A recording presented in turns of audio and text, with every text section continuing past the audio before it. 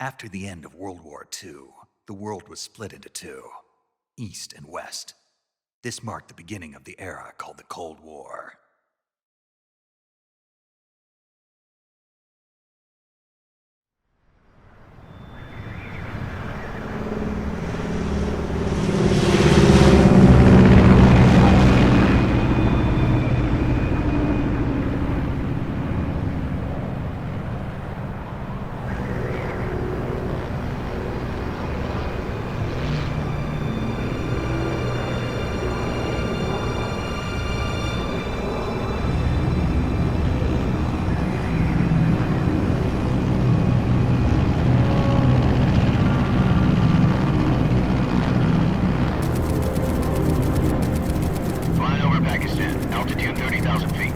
Approaching Soviet airspace.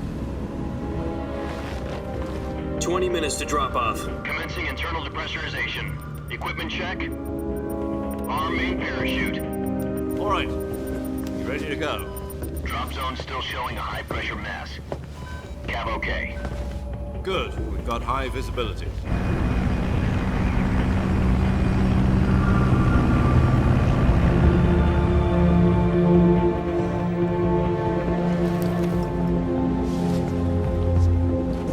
Put out that cigar. Connecting oxygen hose to interior connector. Put on your mask.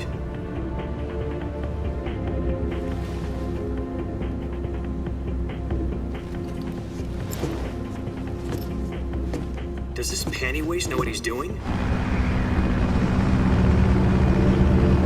Approaching release point. 10 minutes to drop off. Hey, are you deaf? He said put out the cigar and put on your mask.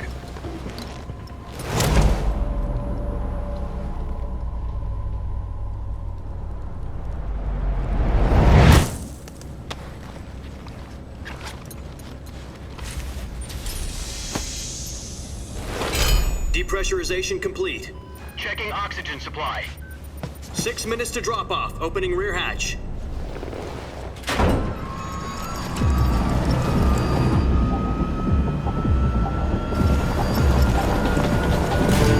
Sunrise.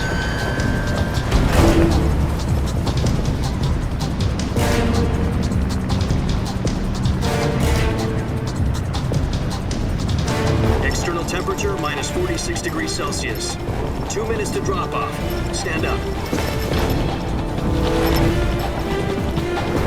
You'll be falling at 130 miles per hour. Try not to get frostbite from the wind chill. 1 minute to drop off. Move to the rear. Activate bailout bottle. This is one for the history books. The world's first halo jump. 10 seconds to drop off. Stand by.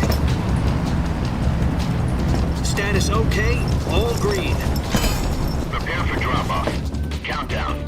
5, 4, 3, 2, 1. Spread your wings And fly. God be with you.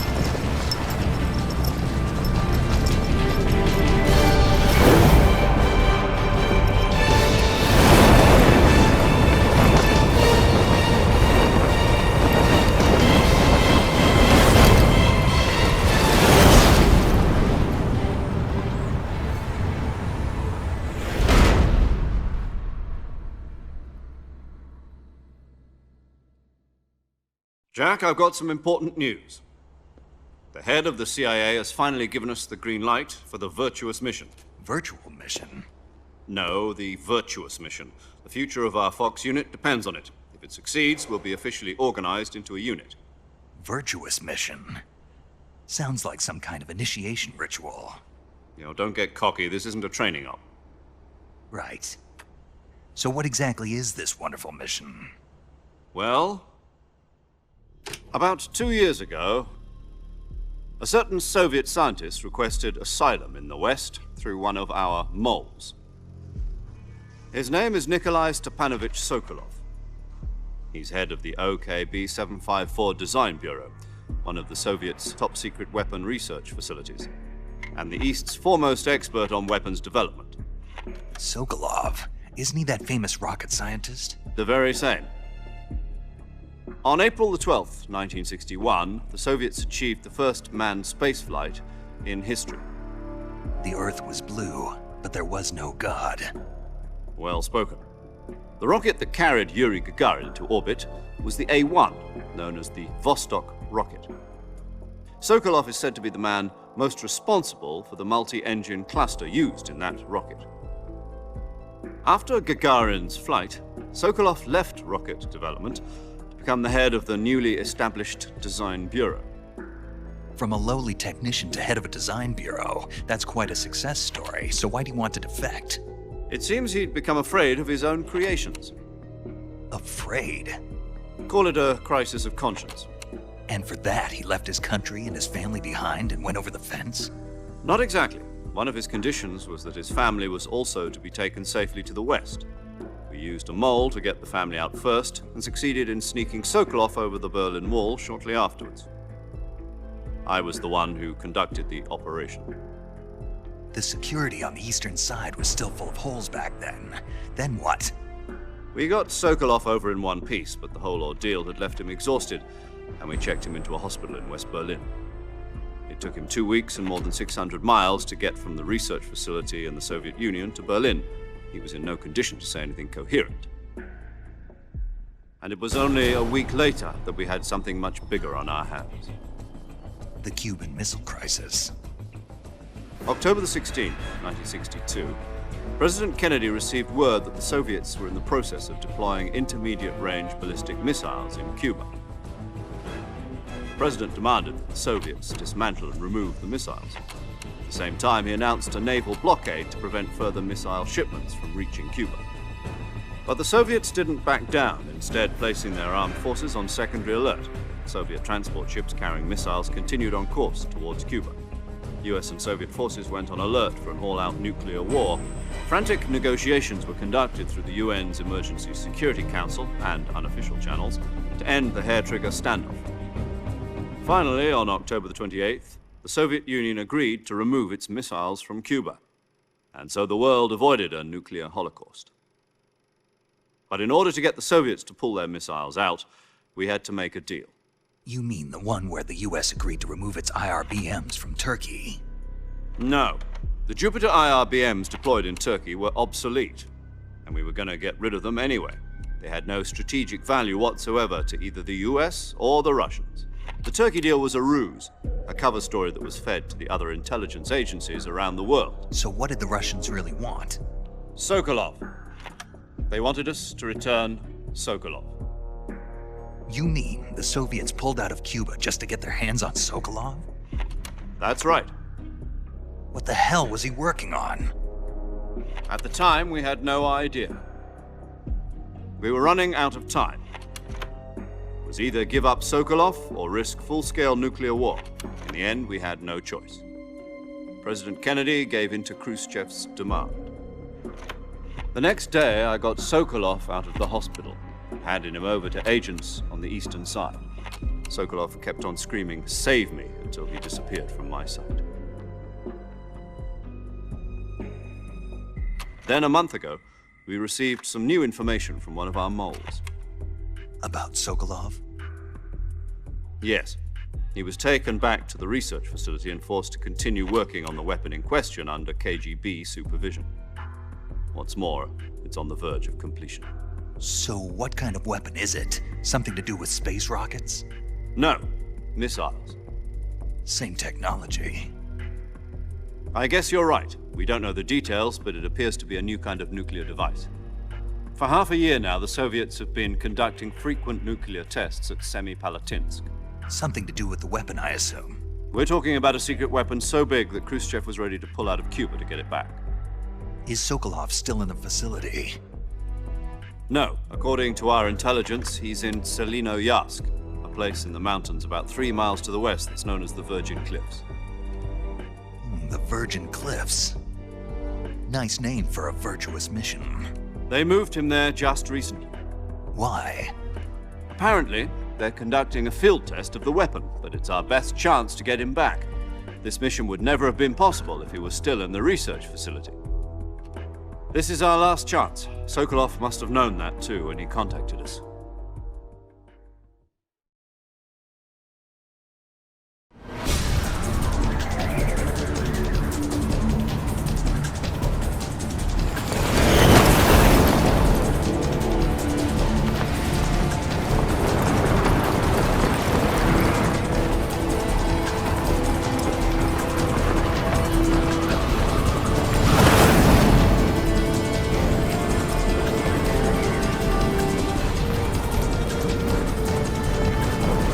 Listen up, Jack. Your mission is to infiltrate Selino Yask in the Soviet mountains, ensure the safety of Sokolov, and bring him back to the West.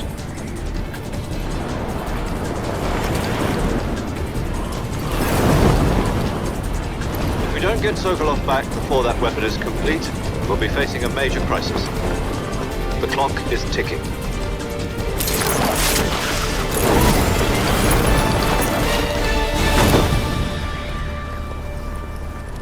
Once we've confirmed the rescue of Sokolov, stand by at the recovery point.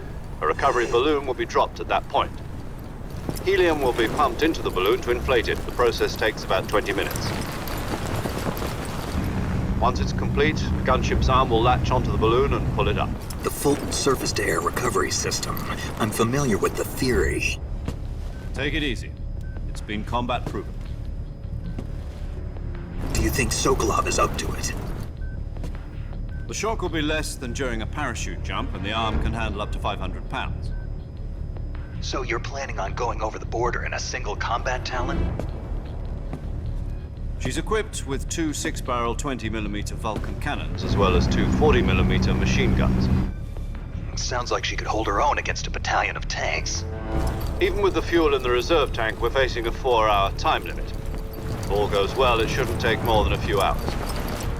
Home in time for dinner. But if anything goes wrong, you'll be eating dinner, breakfast, and all the rest of your meals in the jungle.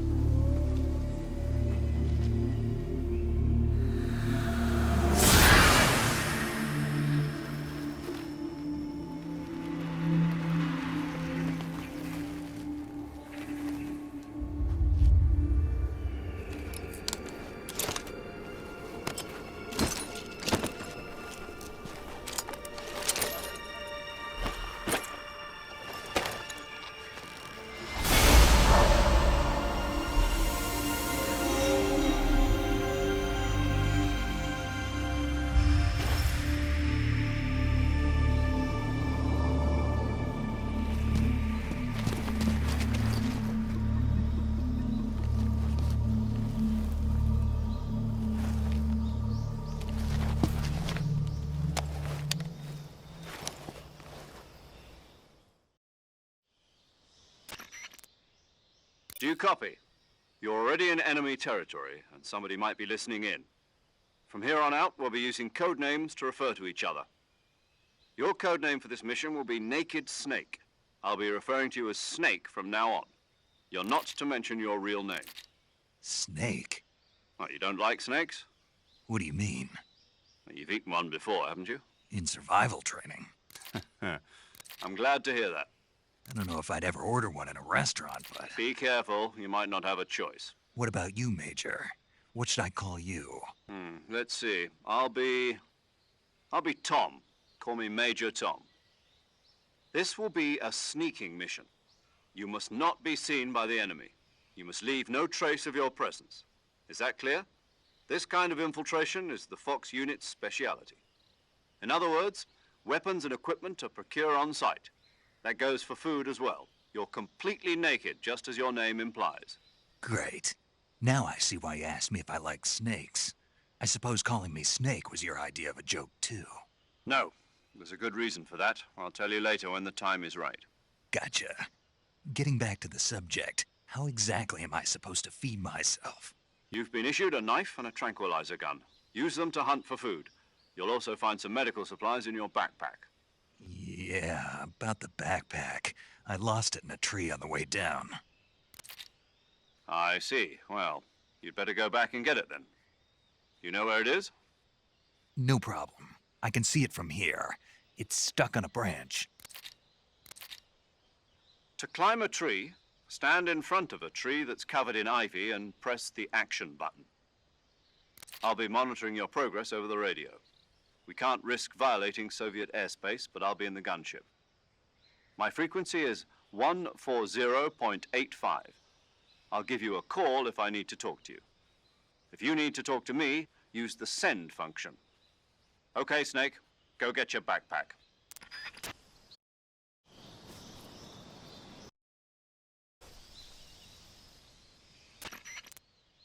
I see you've retrieved your backpack, Snake. To equip a weapon, it's necessary to take it out of your backpack. In the survival viewer, choose Weapon from the backpack. Your available weapons will be displayed in a list on the screen. From that list, choose the weapon you want to equip and press the Enter button. For other equipped items, just do the same thing from Item. Got it. Use the survival viewer backpack. Yep, that's right. Survival is fundamental to this mission. After you've been out in the field for a while, your stamina will start to drop. If your stamina gets too low, it'll affect your performance. You won't be able to shoot accurately, for example, and your wounds won't heal as smoothly. Keep an eye on your stamina so you don't run out. To recover lost stamina, you can hunt for local flora and fauna. You can use either your tranquilizer gun or your knife to hunt. My only weapon is a Mark 22 Hush Puppy tranquilizer gun? That's right. It's been fitted with its own suppressor. However, the suppressor will deteriorate every time you fire. Once its durability reaches 0, the noise suppression effect will be gone. So don't get too trigger happy with it. The suppressor's durability is shown in the icon. Any weapons and equipment beyond what you're carrying now, you'll have to find as you go. I have to find my own weapons and equipment? Whose crazy idea was this anyway? Solo covert actions are standard Fox operating procedure. You can't leave any traces of your presence. No weapons, equipment, footprints, sweat, or bodily wastes. The same goes for bullets and cartridges, too. Your presence in enemy territory is already a violation of international conventions of warfare. There aren't supposed to be any American soldiers in Russia. It could spark an international incident. You can't let anyone see you. You can't let the enemy know you're there. This is a stealth mission. You're a ghost, Snake, in every sense of the word. And there'll be no rescue if you're captured. The military and US government will deny any involvement in the affair. Then I'll just have to take care of myself, huh? I'm afraid so. You've been given a fake death pill for that purpose. SIS guidelines stipulate that soldiers on covert ops like this one be issued a potassium cyanide capsule. Tape it to your body so you can take it when you need to. How generous of you. Use it if you're taken prisoner by the enemy. It'll send you into a state of false death for a short time. Fooling them into thinking that I'm really dead. So how do I come back to life? Just take the revival pill. You mean that thing they put in my tooth before the mission? That's the one. But be careful. If you remain in a state of false death for too long, nothing will be able to bring you back. Remember that. I'll keep it in mind. You said this was a solo mission, right? Right. I guess that means I can't count on any reinforcements. Correct. The mission rests entirely in your hands. A real one-man army. Relax. There's a support team ready to back you up over the radio. Who? I'll introduce them to you. This time, survival is of utmost importance. The first member of the support team will be in charge of monitoring your physical condition, acting as a medic, so to speak, as well as recording your mission data. She's a member of Fox as well, and she's here on the gunship with me. She? Hello, Snake. I'm paramedic. Nice to meet you.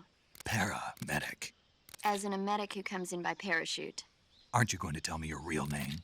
Are you going to tell me yours, Mr. Snake? My name, huh? It's John Doe. And they call you Jack for short. You're a regular Captain Nemo. A name means nothing on the battlefield. After a week, no one has a name. What's your name? Jane Doe. Very funny. I wasn't joking, but I'll tell you my name only if you manage to make it back alive. My frequency is 145.73. She's also in charge of recording your mission data. Whenever you want to save, send a message over the reserved save frequency, 140.96. So saving lets me record my mission data. That's right. It also records the state of your health. Good to know. There's one more person I want to introduce you to, Snake. Huh? Speaking of snakes, You remember the boss, don't you? A legendary soldier and your mentor. Actually, it was the boss that got the DCI's authorization in the first place. She's going to be serving as Fox's mission advisor. Boss is? She also helped me plan this mission. She and I were at SAS together. Jack, is that you? How many years has it been? Boss? That's right. It's me. Talk to me. Let me hear your voice. It's been 5 years, 72 days, and 18 hours. You've lost weight. You can tell just by the sound of my voice. Of course I can. I know all about you. Really? Well, I don't know anything about you. What's that supposed to mean? Why'd you disappear on me all of a sudden? I was on a top-secret mission. You didn't need me anymore. But there were still so many things I wanted you to teach me. No, I taught you everything you needed to know about fighting techniques.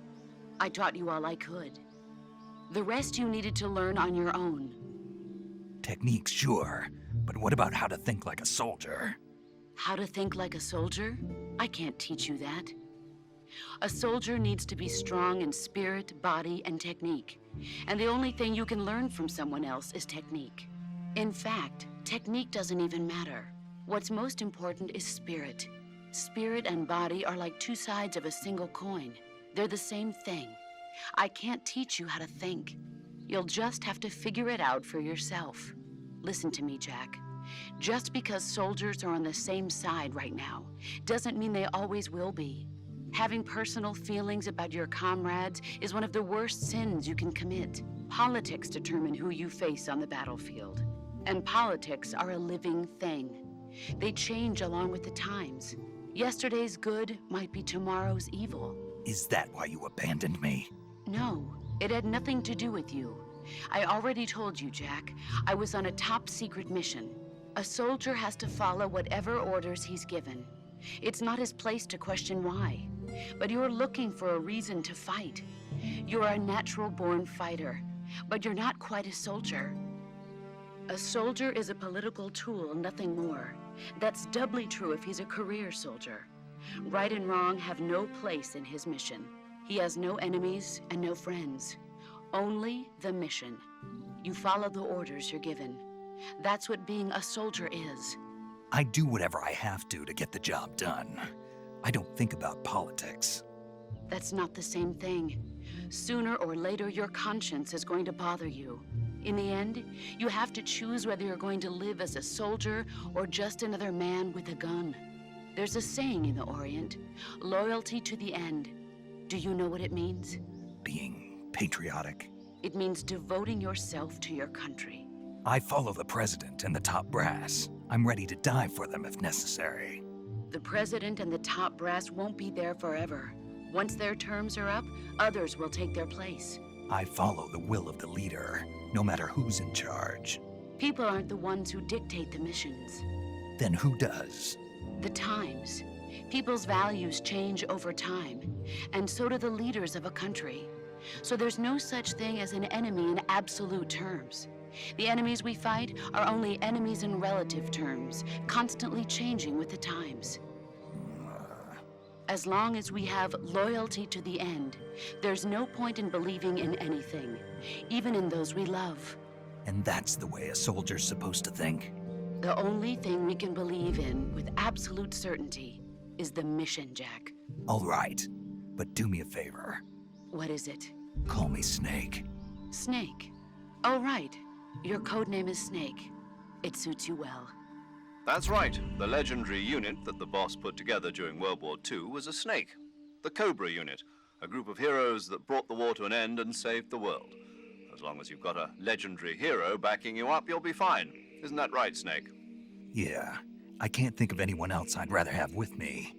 Oh, and one more thing, boss. Yes? It's good to hear your voice again. Same here. After all, who knows if either of us will make it out alive?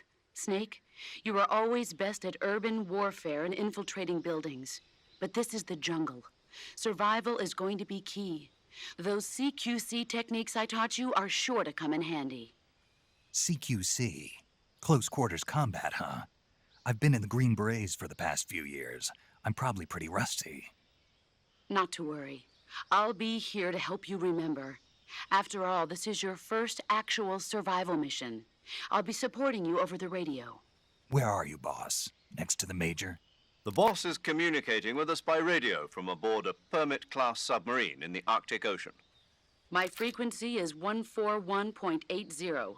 Call me if you need my advice on battle techniques. Gotcha. Your mission is to retrieve Dr. Sokolov. Dr. Sokolov is being held in an abandoned factory located to the north of your current position. Avoid heavy combat and don't let anyone see you. Don't forget that this is a stealth mission. Snake, try to remember some of the basics of CQC.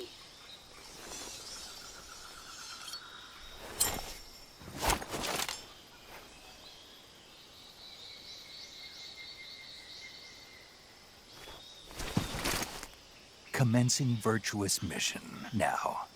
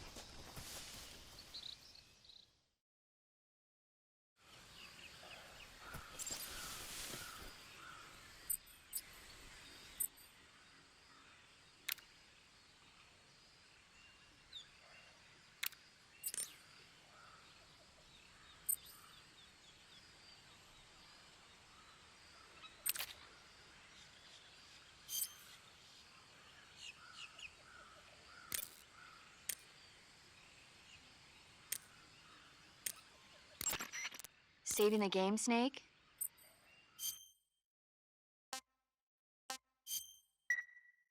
Hey, Snake, you ever heard of Godzilla, King of Monsters? No, what is it? It's a movie. You haven't seen it?